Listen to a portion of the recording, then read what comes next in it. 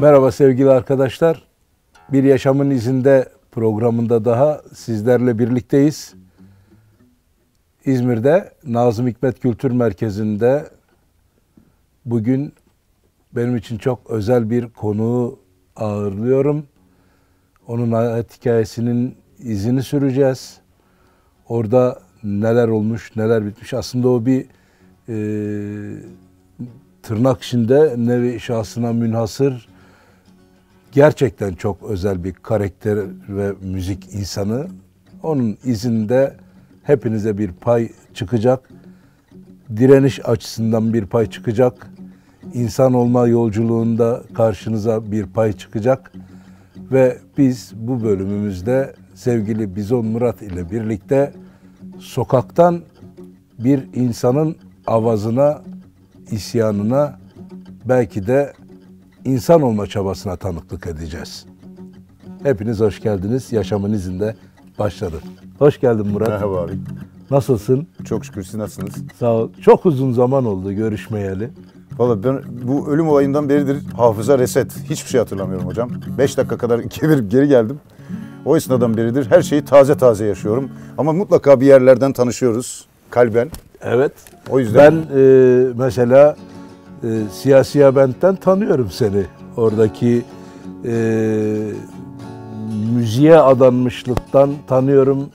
Mevcut sunulan müziği ve o tırnak içinde endüstrisini reddinden seni tanıyorum. Sen müzikle ilişkinle, Beyoğlu'nda, sokakla ilişkinle kendine bir fotoğraf çekseydin nasıl bir fotoğraf çekerdin? hiç gitarı çalmayı bilmeyip, hiç şarkı söylemeyi bilmeyip, gitarı sırf karakolda yediği dayaktan sonra isyan etmek için eline gitarı alıp, o akortsuz gitarla Mis Sokağı'nın ortasında, Beyoğlu'nda, sene 92 mi, 93 mü, avazım çıktığınca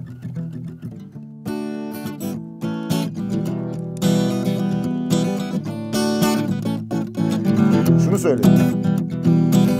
Çek elini üstümden üniformalı lanet. Çek elini kardeşimin üstünden den.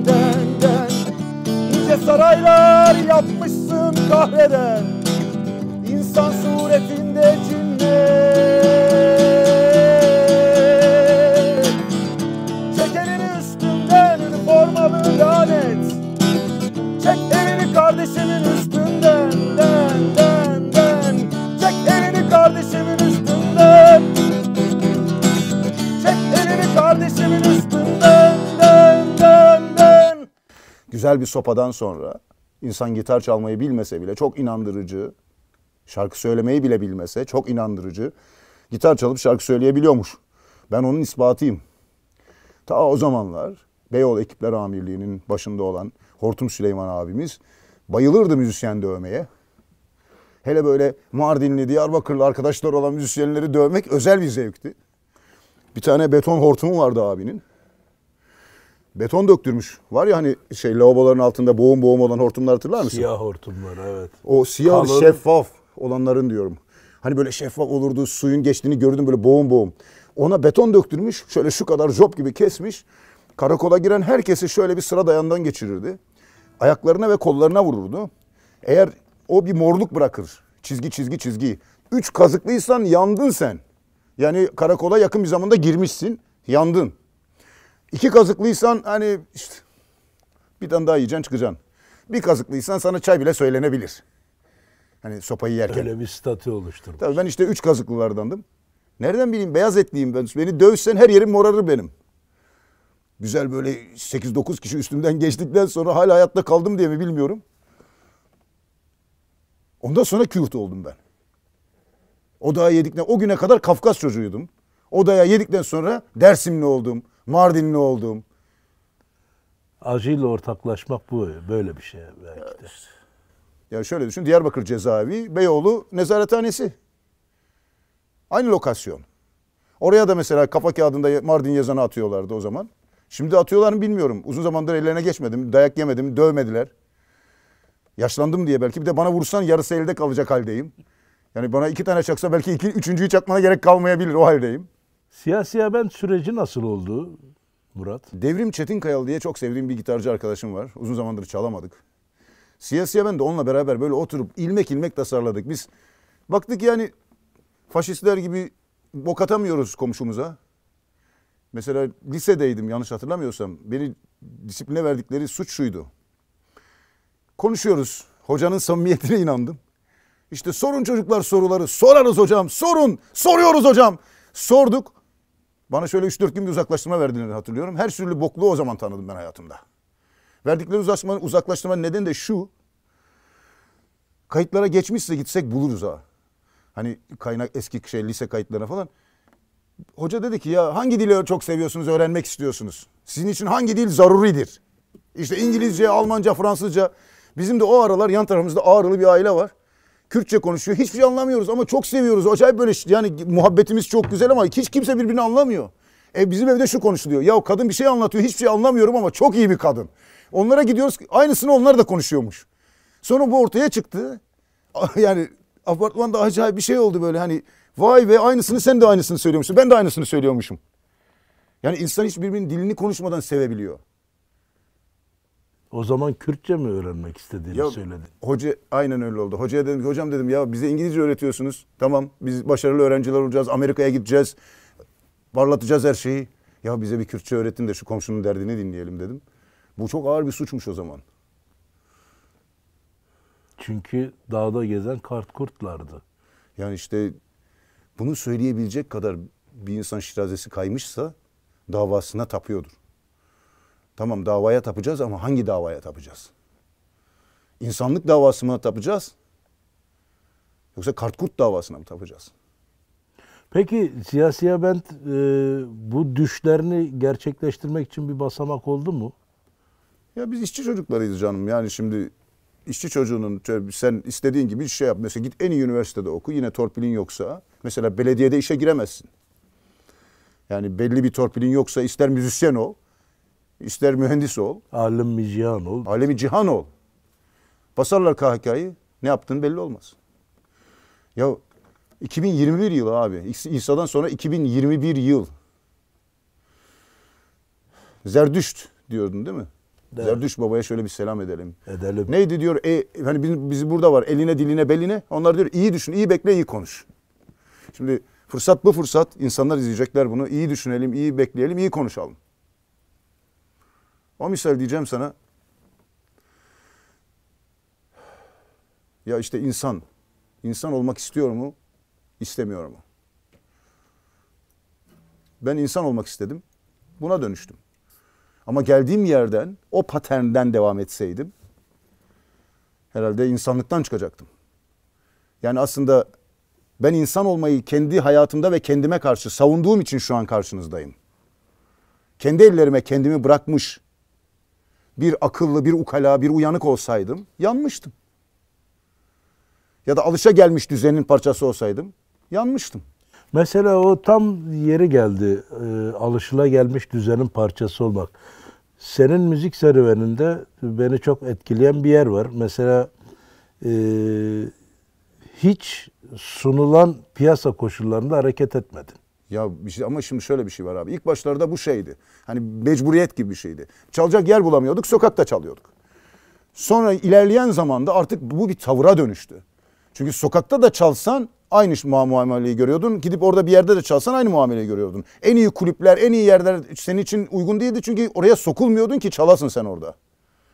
Hani hikaye, hani bu benim başıma gelen şey ya da benim grubumun başına gelen şey biz iyi müzik yapmadığımız için olmadı. Ya da iyi müzik yaptığımız için de olmadı.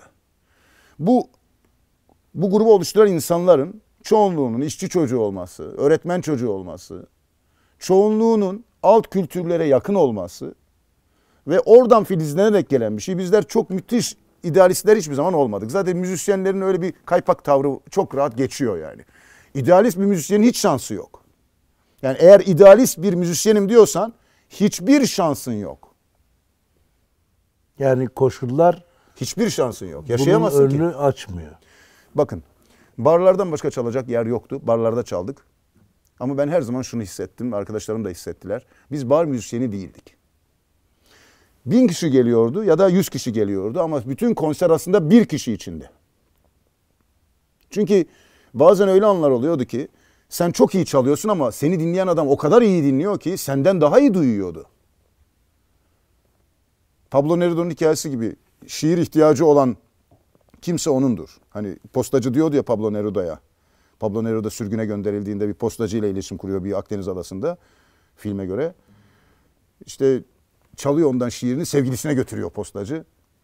Sen nasıl benim şiirimi alıp başkasına ben yazdım dersin gibi muhabbetin sonucu şiir yasanın değil ihtiyacı olanındır Sayın Neruda demiyor mu postacımız? Bu hikaye evet çok dillendirilir ve o hani esinlenmek mi, intihal mi onda önemli bir örnek olur. İntihal herhalde bu bizim Boğaziçi'nde olan şey. Evet Boğaziçi evet. Boğaziçi direniyor Babali. Peki bir şehirler arasında hikayem var.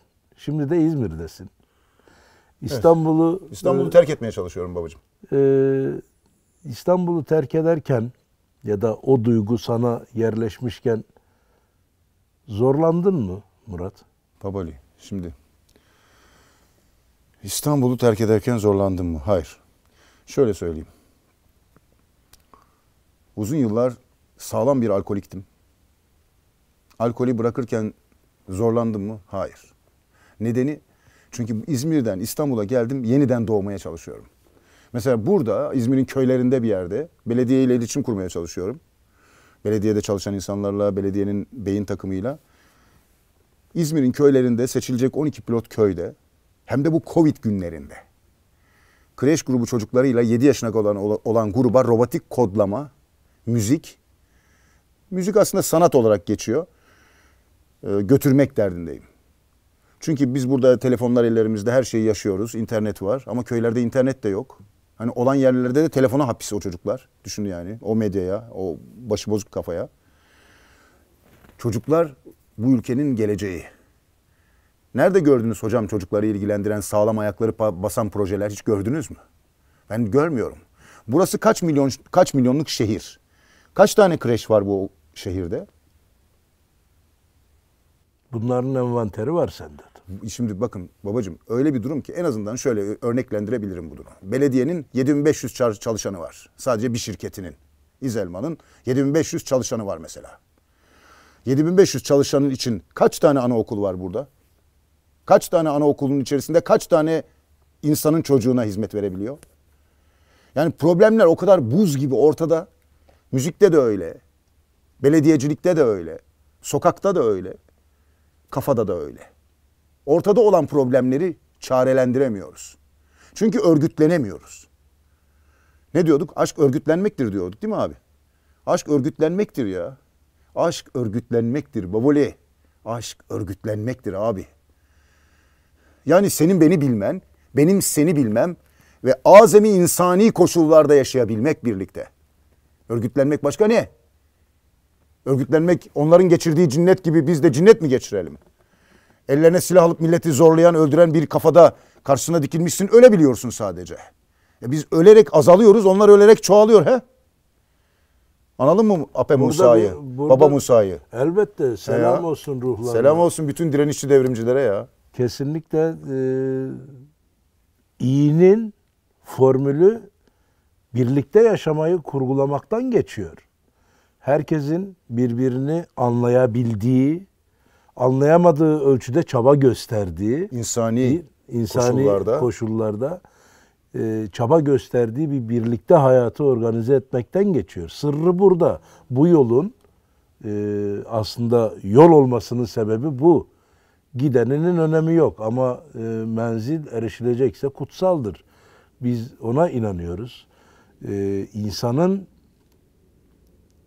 buna gücünün yeteceğine inanıyoruz ama gücün insanımsılarda olduğuna inanıyoruz. Dünya tepetaklak. Peki Siyah Bent ismi nasıl doğdu sende? Demirci Kava'yı biliyorsun. Bilmez miyim? İşte Demirci Kava'nın hikayesinin başka bir sürü yerde olduğunu gören bir adam düşündü şöyle. Ya bana şu diyorlar şu değil. Bana bu diyorlar bu değil. Bir kazan var kaynıyor. Kazandan çıkan yok. Herkes insan. O zaman bu kazanda kaynayan insan etini kim yiyor? Lisede başıma gelen olayı hatırlıyor musun? Bilincime bir kafa yarığı gibi kaldı. Ben neden Kürtçe bilmiyorum ki? Ne zulmü var? Öğrensem ne olur? Bir sürü gereksiz bilgi biliyorum. Dil insanı geliştiren en güzel yerlerden biri. Bir coğrafya gibi dil. Bir dil öğreniyorsun, bir insan tanıyorsun. Yoksa sen bir insansın. Bu kültürle en derinini yaşasan da bir insanın kültürü o. Bir diğer insan o dilin şemsiyesi altında. Sen o şemsiyeyi almayacaksın da ne yapacaksın? Biraz Kürtçe öğrenmeye başladık. Biraz Çerkezce de öğrenmeye başladık. Biraz Lazca öğrenmeye başladık. Ne güzel oldu. Biraz Gürcüce öğrenmeye başladık. Ne güzel oldu. Ne güzel oldu. Çoğalıyor değil mi insan? Abi insan bir diğerinde ya. İnsan olmak bir diğerinde olacak bir şey. Ben insanım demekle olamazsın ya. Bir insan oldun, ötekinde işte oldun. Ya da olmaya başladın. Dedin ya yolu severiz yolda gidenden ötürü. Yolda giden sevilir. Yoldan ötürü. Konserlerde en son konserlerde şunu yapıyordum. Yollar, yollar, yollar, yollar, yollar, yollar, yollar, yollar, yollar. Yolun kendisi sana yol yollar. Ne mutlu gidebilene, ne mutlu ufku yolla kesişene, onu yorumlayabilene. Grup yorumla ilgili bir şey söylemiştin. En son konser verdiğimiz yerde İbrahim'in bası yanımda duruyordu. Yoruma da selam olsun be. Olsun, onlar da önemli bir direniş tarihinin göstergesi oldular. Nasıl olunması gerektiğiyle ilgili aslında önemli bir tarihtir grup yorum. İdil Kültür Merkezi, Mezopotamya Kültür Merkezi, Mekeme. Onların hepsi, İçinde bulunduğumuz yer Nazım Hikmet Nazım Kültür Hikmet Merkezi. Kültür Merkezi. Bunların hepsi bu toplumun direniş geleneğinin aslında sanat alanında yansıdığı, parıldadığı çok önemli mekanlar.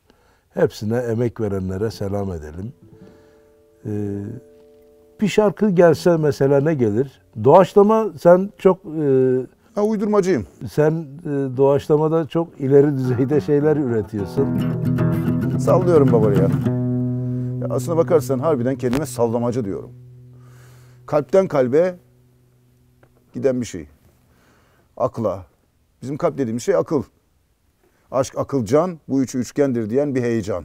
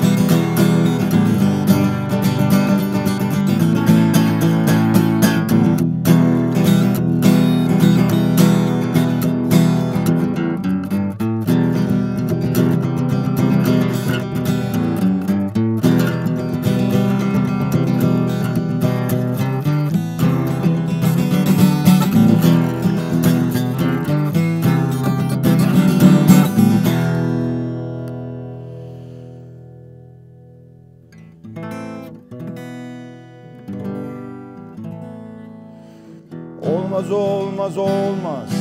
Olmaz olmaz olmaz. Olmaz olmaz olmaz. Olmaz olmaz olmaz. Olmaz olmaz olmaz.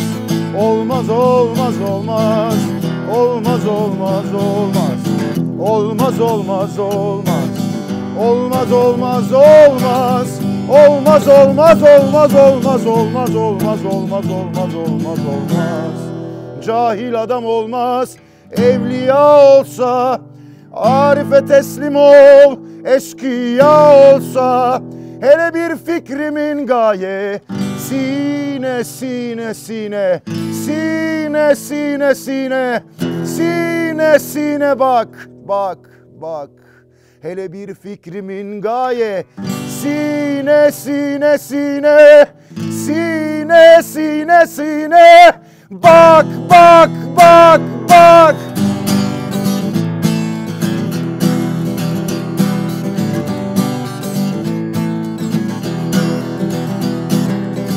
Cahil adam olmaz, evliya olsa.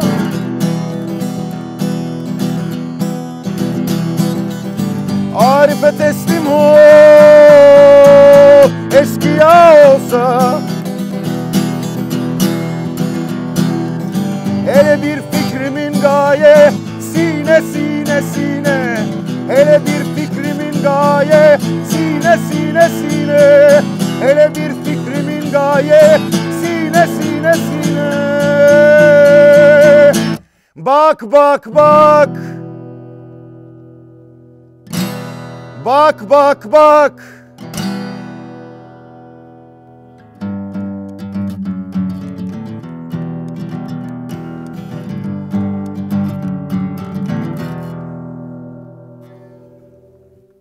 Keşken var mı hiç Murat? Bizimkisi keşkesiz baba ya. Keşke ki var ama keşke yok. Ne güzel. Bu saflık, bu duruluk hep devam etsin. Aşkın şarabı olsun dede. Şimdi öncelikle yüreğine sağlık. Çok güzel bir eser. Uyduruyoruz babacığım. Taş atıp elimizi yormuyoruz ki. Olsun, olsun. İçi dolu doluydu. Arif olanın izinden gitmek. Tabii. Yani Arif. önemli şeyler söylüyorsun. Kıymeti, harbiyesi sonrasına da uzasa. Bugün anlaşılmıyor da olabilir ama Yok öyle bir şey ya. dert O kadar anlaşılmaz değil. Zaten ben pop yapıyorum zaten. dert şurada kıymetleniyor bence. Hemhal olmakta kıymetleniyor. Onun elektriğini, onun acısını, onun sevgisini, hüzünlerini kendi yüreğinde hissetmekte bence düğümleniyor. Bunun da özel insanlarından birisin Murat. Yani tercihlerinle, yaptıklarınla, avazlarınla seni biz Beyoğlu'nda tanıdık ama Siyasiye Bent'te tanıdık ama birçok müzisyene de mesela yeni gelişen sokakta müzik yapan arkadaşlara da ilham olduğunu biliyoruz. Hiç görüştüklerin oluyor mu onlarla? Gençlerden? Evet. Çok deli çocuklar var ya. Yemin ederim ben onların yanında müzisyen bile değilim. Bak şimdi şarkıcılığı bilemem. Doğaçlama söz yazmayı da bilemem. Ama bir gitar çalan bir adam olsam mesela bu çocukları gördükten sonra, mesela Delil'i gördükten sonra, mesela böyle bir sürü bir daha böyle genç insanı gördükten ve onların yaratıcılığını keşfettikten sonra diyebilirim ki ben o kadar iyi bir müzisyen değilim. Ama keşfetmek var ya. Mesela keşfetmek öyle bir şey ki Baboli. Hani burada duruyoruz, elimde gitar var. Hani gitarı koyayım şuraya. Bu sessizlikte enstrümanımız olmasaydı, bir öykün olsaydı, ne olsaydı mesela?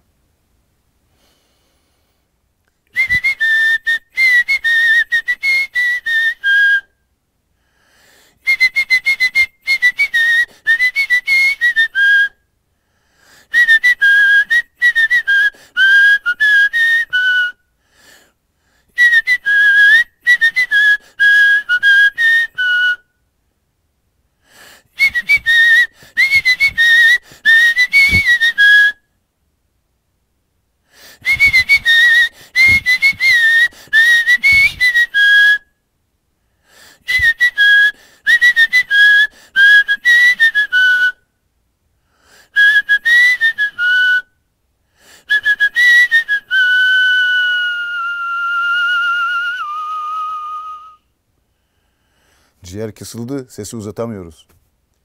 Rengarenk bir bahçe düşledim sen bunu ıslığını. Ben de Gomidas Vardapet'i düşledim.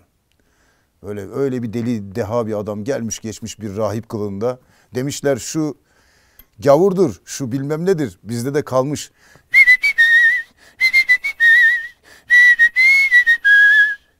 Bunu ondan duymadım ama bende ondan kalmış bir şey. Hemhal olmuşsun, ne güzel. Bulduğumuzu yeriz baba. Yetimiz. Ne güzel. Ama insanlığa yetim kalmışız. İnsanlığa yetim kalmışız. Keşkenin olmaması önemli. Peki mutlu musun Murat? Ya insan olabilirsen güzel bir keşfin var. Anahtarın var elinde. Mutluluk zevk gibi. Yani mutlu etmeyebilir. Ama mutlu olmadığın için mutlu olabilirsin. Yani ağlarken güldürür. Ağladığını bilmeyebilirsin. Gülmektesindir, ağlıyorsundur aslında haline. Kahkahaların bütün dünyayı kaplamıştır. Bütün memleketi kapladığı gibi bugün kahkahaları. Ama mutlu da olmayabilirsin, insan da olmayabilirsin. Zevkler var, insanlar zevklerine kurban bir hayat yaşıyorlar. Herkes satın alabildiği özgürlükle odalarında özgür olduğunu düşünüyor. Medya insan ilişkisini de böyle değerlendiriyorsun herhalde. Ya üstadım, eğer aklı başında bir insan medya okuma yazarlığı yoksa adamın zehirlenir. Nasıl güce bulaşan insanların zehirlenme riski işin içinde vardır, potansiyelinde vardır. Güç bu yüzden kontrol edilmezse güç değildir.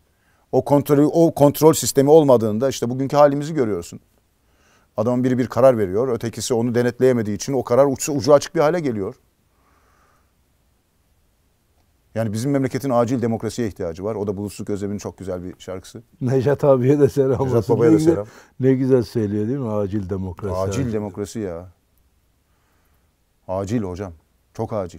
Çocuklarımıza öğretmek için demokrasiye ihtiyacımız var. Çocuklar bu düzeni görüyorlar ve bu düzeni gerçek sanarak büyüyorlar. Bu çocukların hali ne olacak diyenlere bile bunu anlatmak lazım. Madem bu çocukların hali ne olacak diyorsunuz, o zaman tutun ipin ucundan. Ya bugün başka bir memlekette olsa belki seferberlik ilan edilebilirdi, biliyor musunuz? Bugün 2021 yılı Covid-19'da üstüne kapak olduktan sonra bütün absürtlüğüyle başka bir memlekette belki de var olma mücadelesini hep birlikte yapmak zorunda kaldıkları bir şeye dönüşebilirdi. Ne engel oldu sence? İsim mi istersin? Sınıf mı anlatayım? Bölge mi söyleyeyim? Nasıl istersin? Öyle bir soru ki bu sadece N ve E'den oluşuyor.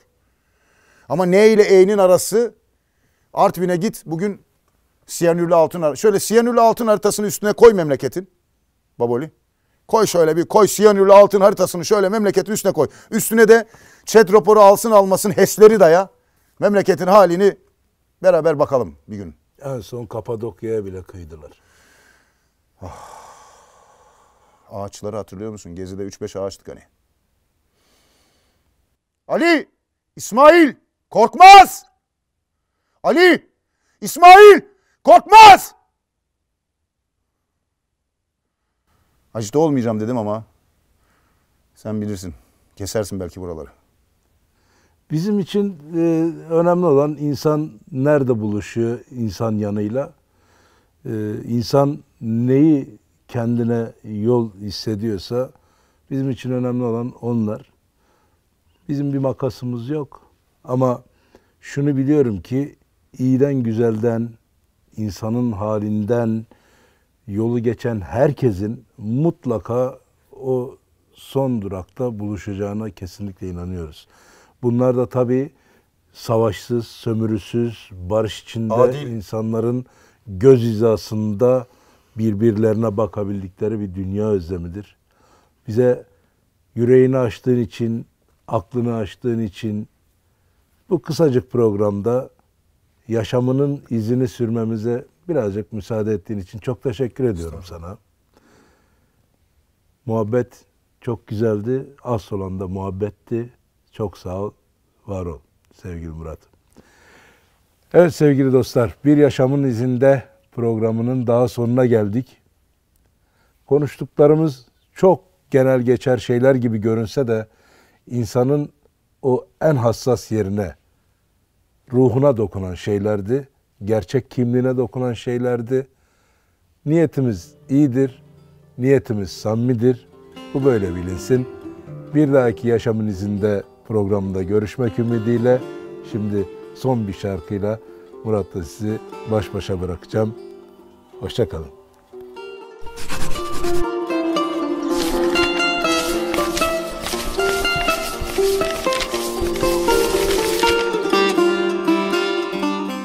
Merhaba.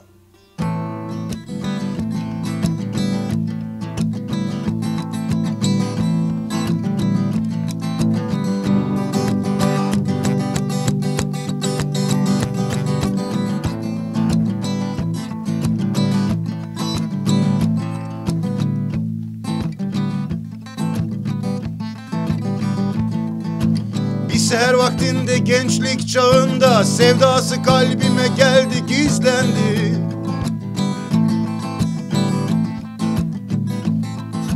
Bir seher vaktinde gençlik çağında sevdası kalbime geldi gizlendi.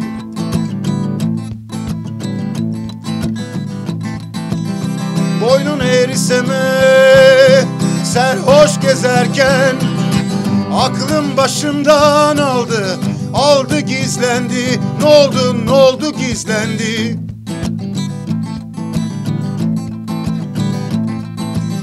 Boynun eğriseme serhoş gezerken, boynun eğriseme serhoş gezerken aklım başımdan aldı, aldı gizlendi. Ne oldu, ne oldu gizlendi, ne oldu?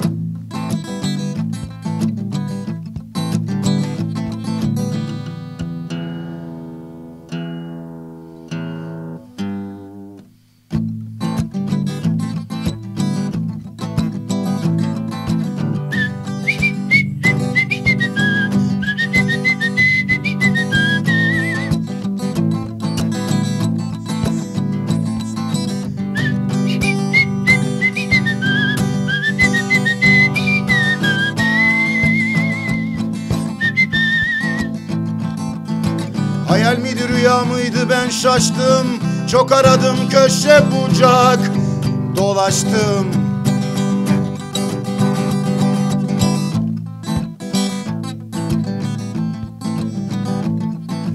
Hayal miydi, rüya mıydı, ben şaştım. Çok aradım, köşe bucak dolaştım, dolaştım, dolaştım, dolaştım. Sevda derler bir sahilde ulaştım. Aşkın ummanına daldı gizlendi. Aşkın ummanına daldı gizlendi. Ne oldu? Ne oldu? Ne oldu? Ne oldu? Ne oldu? Ne oldu? Ne oldu? Ne oldu? Ne oldu? Ne oldu gizlendi? Ne oldu? Ne oldu? Ne oldu? Ne oldu? Ne oldu? Ne oldu? Ne oldu? Ne oldu? Ne oldu gizlendi? Hayal miydi, rüya mıydı? Ben şaştım. Güzele benzerdi durumu. Yaklaştım. Aşkın ummanına daldı gizlendi.